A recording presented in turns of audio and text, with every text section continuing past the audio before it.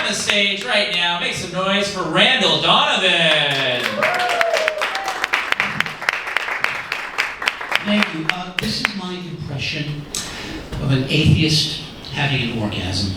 An atheist having an orgasm. Oh my. Okay. This is my impression. This is my impression of an agnostic having an orgasm. Whatever. So Randall Donovan. It's not my real name. Let's be honest. It's a stage name. And it's not a bad stage. It's better than my last stage name, which was the Latino King of Comedy. People weren't buying it. I know you might recognize me from television. I was on Oprah twice. Wow. Yeah. The third time she said, "Will you get off of me?" It's very embarrassing.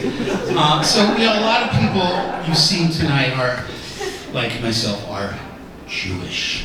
Big shock, right? No, I'm Jewish. I'm not proud of it. I'm not ashamed of it. I'm just here dealing with it. It's not popular being Jewish anymore. Yeah. But the truth of the matter is, it hasn't been popular since like the year 33. Some shit went down, and I always thought that Christianity was kind of like a cover band that got more famous than the originals.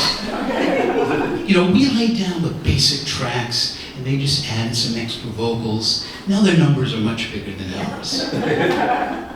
But we got even with them because we murdered their lead singer. So, fair is fair. And I was always jealous of the Gentile kids growing up. Always walking around with these perfect sounding names like Whitney Chase and Chase Whitney. It could be a boy's name, it could be a girl's name, it could be the name of a bank. You could reverse the order, it didn't make a difference because their lives were always perfect. Whereas when you have a name like Hesh Rosenfeld, you know what that means? It means you actually have to study to get into law school. And the rabbis at my Hebrew school were really strict. They wouldn't let us listen to hip hop. But that's because it hadn't been invented yet. So I cut them some slack on that. And later in life, I attended an Orthodox Jewish fraternity. Let me tell you something. We would party 24/6.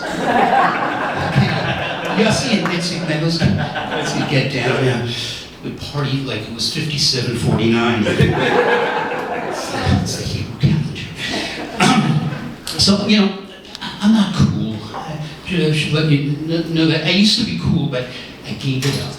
Because being cool is a very high-pressure situation. Pretend you're really cool on a Tuesday, right? Wednesday rolls around, you've got to start from scratch. It's very high pressure.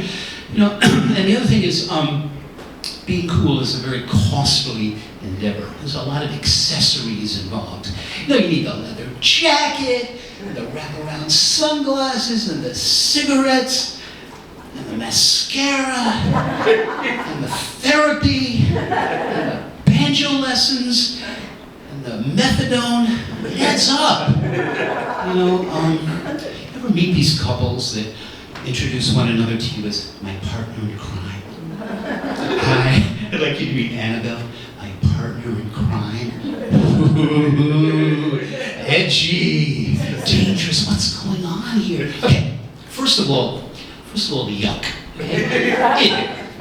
Second of all, I always want to ask these people, pray tell, what was the nature of your criminal partnership? What were you robbing bodegas? What were you insider trading? Or were you just annoying people at dinner parties? I just figure, if your names are not Bonnie and Clyde or Thelma or Louise, give that shit a rest. Remember when monkeypox was just another Ben & Jerry's flavor? Remember when Mar-a-Lago was something you spread on a bagel? Remember when Instagram was something your coke dealer would provide? Remember when Jeffrey Epstein was just the name of your orthodontist? Remember when Lady Gaga was just another nickname for grandma?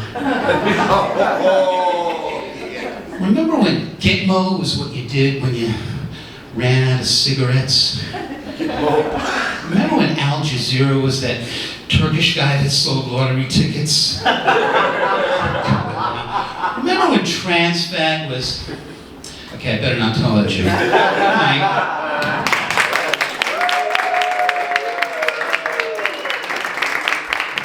right, Randall Donovan, everybody.